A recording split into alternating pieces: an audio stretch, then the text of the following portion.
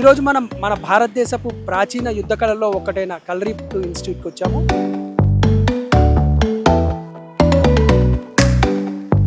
Seven months అయింది. మా అబ్బాయి కూడా ఇంట్రెస్టెడ్గా చేస్తున్నాడు.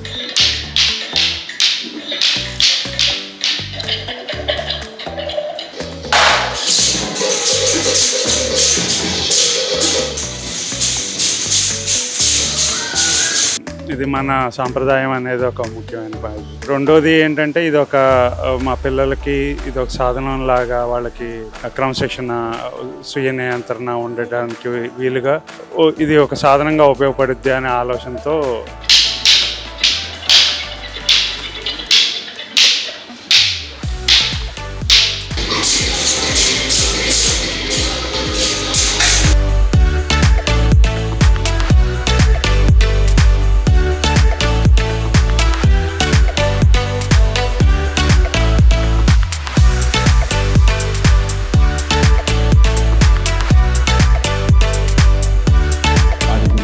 వాళ్ళకున్న లీనియేజెస్ బట్టి వాళ్ళకున్న గురు పరంపరను బట్టి ఇప్పటికీ కూడా ఈ విద్య అనేది కొనసాగుతుంది.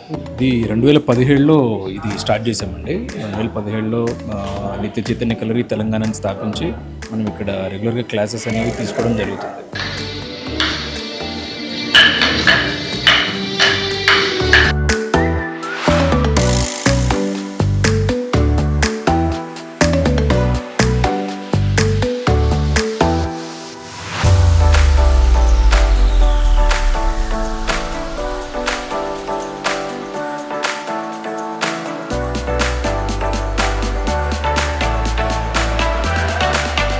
ఈరోజు మనం మన భారతదేశపు ప్రాచీన యుద్ధ కళల్లో ఒకటైన కలరిపట్టు ఇన్స్టిట్యూట్కి వచ్చాము.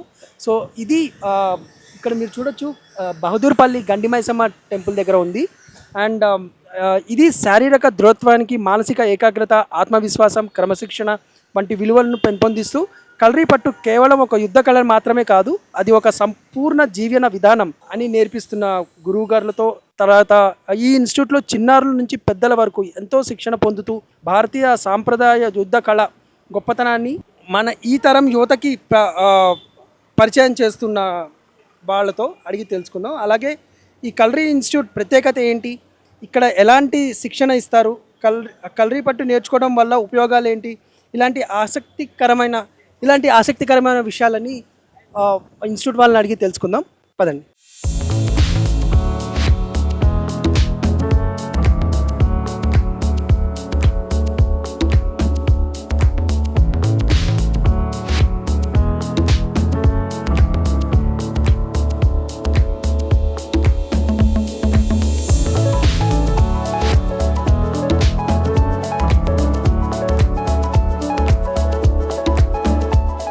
సో మనతో కొంతమంది పేరెంట్స్ ఉన్నారు. సో వాళ్ళ అభిప్రాయాలు కూడా అడిగి తెలుసుకుందాం.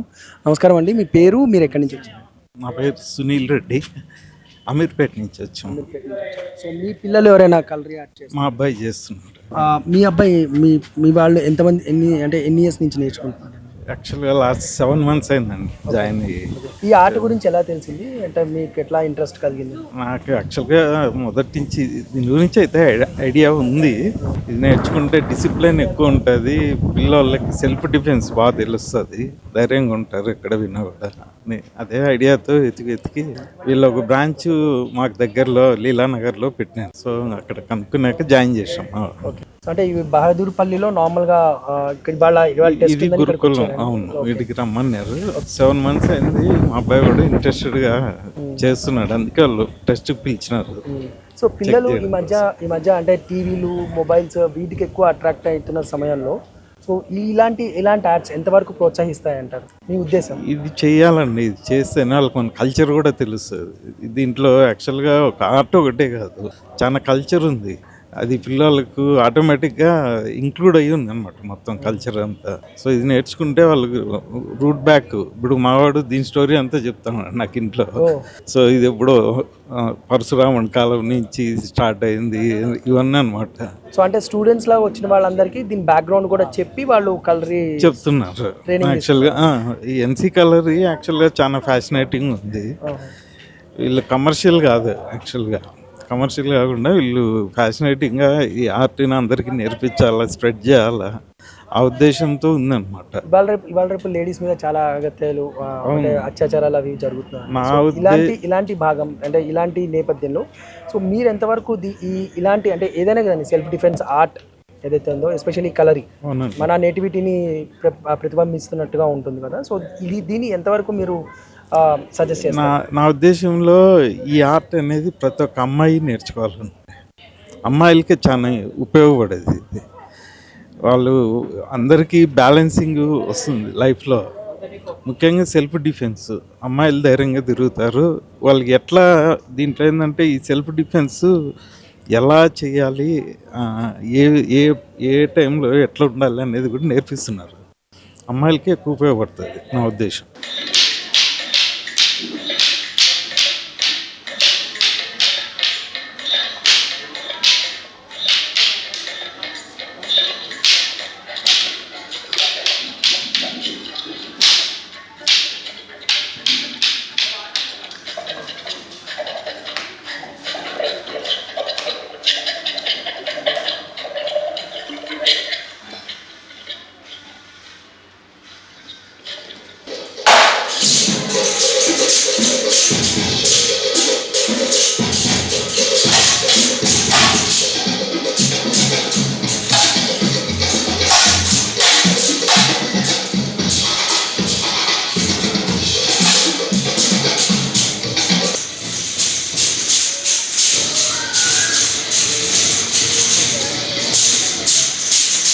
నమస్తే అండి, మీరు ఎక్కడి నుంచి వచ్చారు, మీ పేరేంటి? నా పేరు బాలచంద్రారెడ్డి అండి, ప్రగతి నగర్ నుంచి వచ్చాం. మాది అసలు ఖమ్మం జిల్లా, ఎర్రగుంటపాడు అనే గ్రామం. సో ఈ కలరీ పట్టు ఆర్ట్ ఏదైతే ఉందో మన భారతీయ సంస్కృతి లో చాలా విశిష్టమైనది. ఎందుకంటే ఈ ఆర్టే కాకుండా ఇంకా చాలా మన కళలు ఉన్నాయి, అందులో ఈ కలరీ పట్టు కూడా ఒకటి. సో అంటే ఇప్పుడు ఇవాళ రేపు జిమ్స్ ఫిట్నెస్ సెంటర్స్ చాలా వచ్చిన తర్వాత కూడా మార్షల్ ఆర్ట్స్ చాలా మార్షల్ ఆర్ట్స్ ఉన్నాయి. సో అవి ఉన్నా కూడా మీరు ఈ కలరీ ఆర్ట్కే ఎందుకు మక్కువ చూపెట్టారనుకో? ఒకటి, ఇది మన సాంప్రదాయం అనేది ఒక ముఖ్యమైన పని. రెండోది ఏంటంటే ఇది ఒక మా పిల్లలకి ఇది ఒక సాధనం లాగా, వాళ్ళకి క్రమశిక్షణ, స్వీయ నియంత్రణ ఉండడానికి వీలుగా ఇది ఒక సాధనంగా ఉపయోగపడుద్ది అనే ఆలోచనతో చూశాను. ఇది అంటే నేను కొద్ది పెద్ద పెద్ద పలుకుబడి కలిగిన వాళ్ళు వీళ్ళు చెప్పంగా విన్నాను. ఇది మంచిగా ఉంటుంది, చాలా శరీరం మీద చాలా నియంత్రణ ఇస్తుంది అని చెప్పిగా విన్నాను. సో దాని ద్వారా పిల్లలకి అలా నేర్పిస్తే పెద్ద అయిన తర్వాత వాళ్ళకి అన్ని రకాలుగా ఉపయోగపడుద్ది అనే ఆలోచనతో. సో ఇవాళ రేపు ఉన్న సొసైటీలో సో మనకి సెల్ఫ్ డిఫెన్స్ అనేది చాలా ఎక్కువ అయిపోయింది. అది మగవాళ్ళకి, అబ్బాయిలకు కానీ అమ్మాయిలకు కానీ. సో ఇలాంటి నేపథ్యంలో సో మీరు ఎలాంటి అంటే జాగ్రత్తలు తీసుకుంటున్నారు? ఇప్పుడు మనం బీయింగ్ ఎ పేరెంట్, సో మనం ఇంకా ఎక్కువ జాగ్రత్తలు తీసుకుంటాం. మనకున్న ఇంతకుముందు మన జనరేషన్లో ఉన్నది వేరు, ఇప్పుడు ప్రజెంట్ జనరేషన్లో మనం చాలా చూస్తున్నాం. సో మనకి ఎలాంటి ఏం లేకపోయినా కూడా వచ్చి మనకి తగులుకొని అనవసరంగా మనకి గొడవలు పెట్టేసుకునే సిచ్యువేషన్లో ఇప్పుడు ప్రజెంట్ సొసైటీ ఉంది. సో ఇలాంటి నేపథ్యంలో మీరు ఎలాంటి చర్యలు తీసుకుంటున్నారు బీయింగ్ ఎ పేరెంట్? ఇది పిల్లలకి ఏంటంటే వాళ్ళకి ముందు వాళ్ళ మీద వాళ్ళకి నమ్మకం కలగాలి. ఏ పరిస్థితిని ఎదుర్కోవాలని చెప్పినా వాళ్ళ మీద వాళ్ళకి నమ్మకం కలగాలి. ఇలాంటిది ఏదన్నా నేర్చుకున్నప్పుడు వాళ్ళ స్వీయ నియంత్రణ, క్రమశిక్షణ ఉన్నప్పుడు వాళ్ళు సొంతంగా వాళ్ళు ఆ పరిస్థితుల్లో నిలబడగలరు అని అనిపించింది నాకు. దానికి ఇది ఒక సాధనంగా ఉపయోగపడుతుంది. ఇక ముఖ్యమైన ఇది ఇంకోటి ఏంటంటే ఈ కళ అనేది జిమ్కి వెళ్తే జిమ్ అన్ని బాడీ బిల్డ్ చేసినా కానీ ఇప్పుడు ఏంటంటే అది శరీరం అంత ఫ్లెక్సిబుల్గా అంత ఇదిగా ఉంటుంది అని నేను అనుకోని బాగా అంత ఫిట్గా ఉంటుంది. అంటే ఫ్లెక్సిబుల్గా ఎట్లా అంటే అట్లా ఇది ఇప్పుడు వాళ్ళు బలంగా ఉండొచ్చు కానీ ఫ్లెక్సిబుల్గా ఉండకపోవచ్చు. ఇప్పుడు అది ఈ కళ ద్వారా నియంత్రణ రావచ్చు, వస్తుందని నమ్మకంతో వచ్చాను.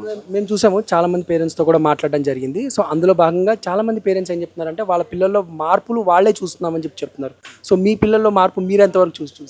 అంటే మేము వచ్చి 2 నెలలే అవుతుందండి, ఇది అంతగా తెలియదు. కాకపోతే మా అబ్బాయి కొంచెం అంత స్పీడ్గా బయటకు వెళ్ళటం కానీ, అంత తొందరగా ఏదన్నా ఎక్సర్సైజ్ చేయటం కానీ చేసేవాడు కాదు. ఇప్పుడు తను ఫ్రీగా చేయగలుగుతున్నాడు. మా అమ్మాయి కొంచెం ఎప్పుడైనా యాక్టివ్గానే ఉంటుంది. అది కానీ మా అబ్బాయిలో కొంచెం తేడా చూసి ఇది ఇప్పుడే వాళ్ళు మొదలుపెట్టింది ఇప్పుడే, ఇంకా పూర్తిగా దాన్ని చెప్పి ఇప్పుడు ఇవాళ రేపు ఉన్న ప్రజెంట్ జనరేషన్లో అంటే ఏదైనా పిల్లలతో మనం చేయించాలంటే ముందు పేరెంట్స్గా ముందు మనం చేయాలి.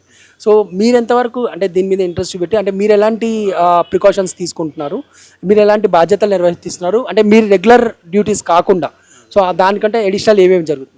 మేము అంటే కొంచెం యోగా అవి చేస్తుంటాను ఇంటికాడ. పిల్లలకి యోగా నేర్పించే ఆలోచన కూడా ఉంది. అదనే కాకుండా నేను కూడా నేర్చుకునే ఉద్దేశం ఉంది. కాకపోతే ప్రస్తుతానికి టైం కుదరట్లేదు. మేబీ ఒక 2-3 నెలల్లో ఖాళీ అవ్వగానే నేను కూడా జాయిన్ అవుతాను.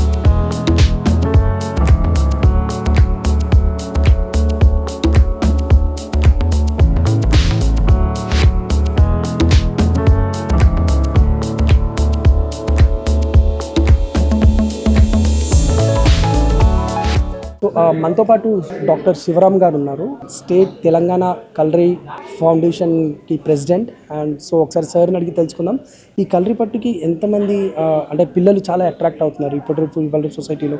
సో సెల్ఫ్ డిఫెన్స్ పరంగా తర్వాత అంటే వాళ్ళ మైండ్ సెట్ చేంజ్ చేసుకోవడానికి చాలా హెల్ప్ అవుతుందని చెప్పి చాలా పేరెంట్స్ కూడా చెప్తున్నారు. సో వాళ్ళ మాటల్లోనే అడిగి తెలుసుకుందాం అసలు ఈ కలరీ పట్టు ఎలా స్టార్ట్ అయింది, ఎక్కడ స్టార్ట్ అయింది, దీని విశేషాలు ఏంటో. సార్ గుడ్ మార్నింగ్, నమస్తే అండి, జై శ్రీరామ్.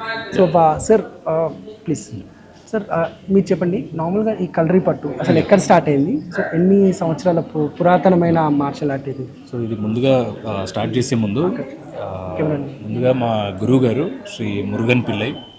సో ఆయన బేసికలీ త్రివేంద్రం నుంచి ఆరిజిన్. సో ఆయన త్రూ మనం ఈ నిత్య చైతన్య కలరీ తెలంగాణలో 2017లో ఇక్కడ మనం స్థాపించడం జరిగింది. ఓవరాల్ ఈ ఆర్ట్ ఫామ్ అనేది మన ఈశ్వరుని నుంచి మూలం అనమాట.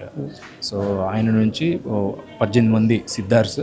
సో అక్కడి నుంచి మన ఆది గురువులు వాళ్ళకున్న లీనియేజెస్ బట్టి వాళ్ళకున్న గురు పరంపరను బట్టి ఇప్పటికీ కూడా ఈ విద్య అనేది కొనసాగుతుంది.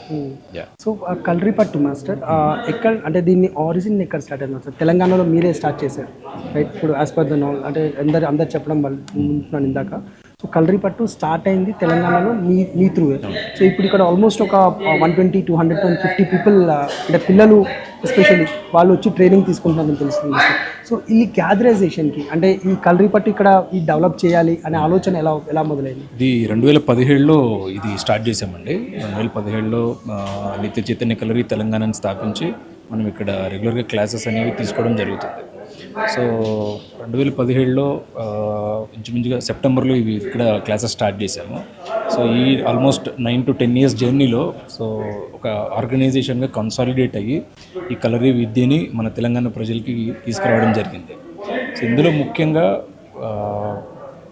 బ్రాంచెస్ క్లాసెస్ తీసుకోవడము, పిల్లలకి నేర్పించడమే కాకుండా మన పెద్దపల్లి జిల్లాలో ఇంచుమించుగా 13,000 మంది పిల్లలకి దేవసేన మేడం గారి అప్పట్లో కలెక్టర్గా అక్కడ చేశారు.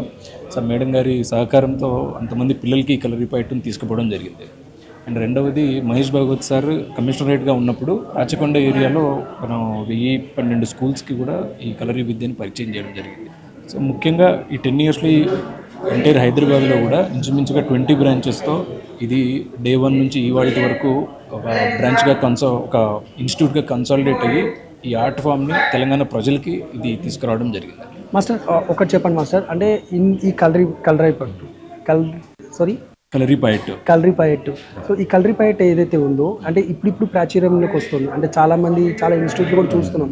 అంటే నేను ఇది నార్మల్గా చూస్తూ సో నేననే కాదు బేసిక్గా చాలామంది ఈ ఒక చిన్న కన్ఫ్యూజన్లో ఉన్నారు. అంటే ఏది కరెక్ట్ కాదు. ఇప్పుడు నేను ఇక్కడ చూస్తే చాలా ఫామ్స్ చూశాను.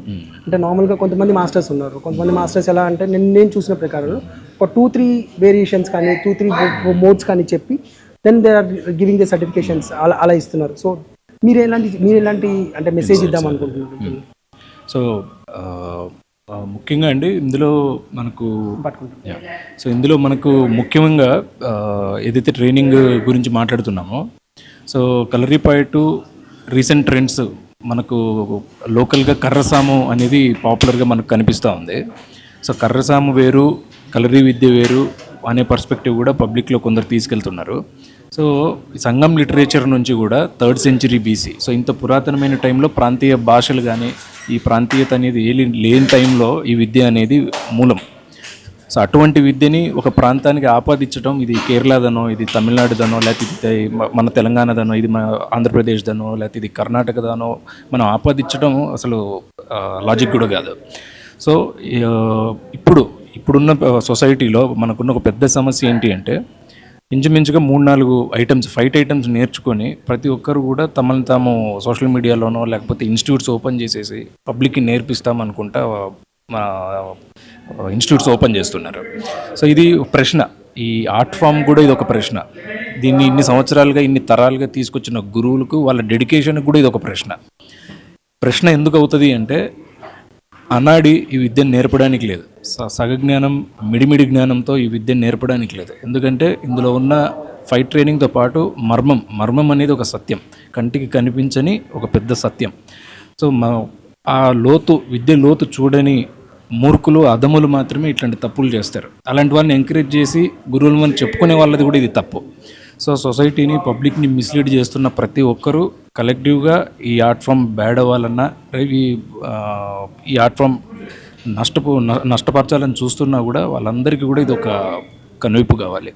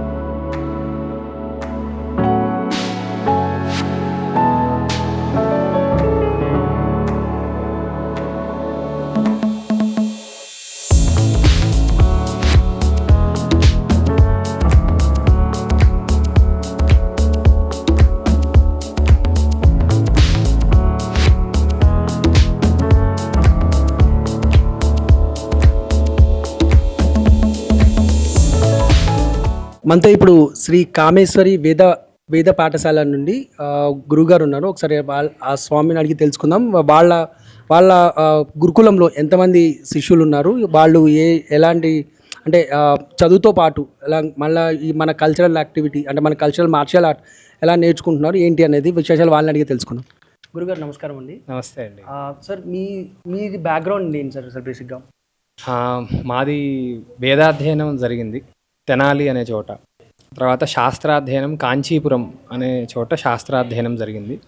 చాలా శాస్త్రాల్లో మాది తర్కశాస్త్రము వేదాంతము ప్రధానంగా అయింది. దాని తర్వాత దాంతోపాటుగా లౌకిక విద్యల్లో 2 MAలు, 1 PhD అలా అయినాయి. ఈ నిత్య చైతన్య కలరీ గురుకులంతో కూడా గత 2.5 ఏళ్ళు 3 ఏళ్లుగా మేము అనుసంధానంలో ఉన్నాం. బీజాక్షరి గురువు గారు వీళ్ళని చక్కగా ట్రైన్ చేశారు. సో ఎందుకు కలరీ అనేది చాలా ప్రధానం అనే విషయాన్ని కూడా ఇప్పుడే అక్కడ కూడా మాట్లాడాను అనమాట. ఏమిటంటే అండి, మనకి భారతదేశం ఆర్థికంగా బాగా ఎదగాలి, ప్రపంచంలో నిర్ణయాలు తీసుకునే స్థానానికి ఎదగాలి అని అందరూ అనుకుంటూ ఉంటారు. కానీ అది ఎలాగా అనే విషయంలో చాలామందికి అంత అభిప్రాయం ఉండకపోవచ్చు. భారతదేశంలో నివసిస్తున్న వాళ్ళందరూ కూడా ఆరోగ్యంగా ఉంటూ రాబోయే కాలాన్ని ఊహించి దానికి అనుగుణమైనటువంటి నిర్ణయాలు తీసుకుంటేనే మనము ఆ లీడర్షిప్లోకి ఎదగలుగుతాం. మనమే అనారోగ్యంతో ఉంటే అది కష్టం. కాబట్టి ఫస్ట్ థింగ్ ఏంటంటే శరీరానికి ఆరోగ్యాన్ని తీసుకొని రావాలి. శరీరం ఆరోగ్యంగా ఉండాలంటే మనస్సు, బుద్ధి 2 కూడా అలైన్ అయ్యి ఉండాలి. మనస్సు ఏమో ఎక్కడికో వెళ్ళమని చెప్తూ ఉంటుంది, బుద్ధి ఏమో ఇంకో చోటికి రమ్మని చెప్తూ ఉంటుంది.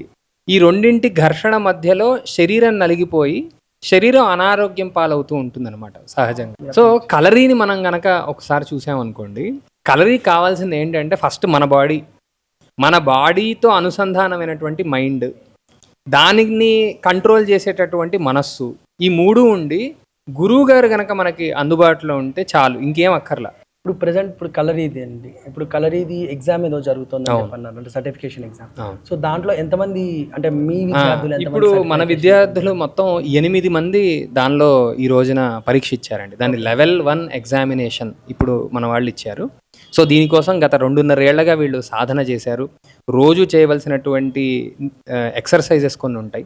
అంటే రకరకాల లెవెల్స్లో మసిల్ని ట్రైన్ చేయాల్సినటువంటి ఎక్సర్సైజెస్ ఉన్నాయి. అలానే కై పోర్ అంటారు. కై అంటే చెయ్యి, పోరు అంటే యుద్ధము అని. చేత్తో యుద్ధం ఎలా చేయాలి అనే పద్ధతి పిల్లలు నేర్చుకున్నారు. ఇలా రకరకాల వడువులు అని ఉంటాయి. వడువు అంటే పొజిషన్ అని వస్తుంది, పోస్చర్స్ అనమాట. మనం ఈ సృష్టిలో ఉన్నటువంటి రకరకాల జంతువుల్ని గమనిస్తూ ఆ జంతువులు ఎలాంటి పొజిషన్స్లో అయితే ఉంటాయో ఆ పొజిషన్స్నే మనకు అందించారు. ఈ కలరి విద్య మనకు అందించింది అగస్త్య మహర్షి. సో అగస్త్య మహర్షి యొక్క శిష్యులే ఈరోజు జపాన్లో, చైనాలో ప్రసిద్ధమైనటువంటి మార్షల్ ఆర్ట్స్ కూడా మూలం. గురుగారు, ఇప్పుడు మీరు చెప్పిన పాయింట్లోనే అంటే మన అధ్యయనం, అంటే మన హిందుత్వం అట్నుంచే వచ్చిన కలరీ ఆర్ట్ కదా. సో ఇంతకుముందు వరకు ప్రాచుర్యం లేని ఆ విద్య ఇప్పుడు సడన్గా ఆల్ ఆఫ్ సడన్, అంటే ఇప్పుడు ఈ మధ్య కాలంలోనే ఎక్కువ చూస్తున్నాం ఈ కలరీ గురించి. మన హైదరాబాద్లో రావడం, తర్వాత ముందు కేరళలో అలా ఉండేవేమో, బట్ ఇప్పుడు ఇంకా హైదరాబాద్. దీని అంతటికీ కారణం ఏంటంటే అండి ప్రాస్పెరిటీ. భారతదేశం నెమ్మదిగా ప్రాస్పరస్ అవుతోంది.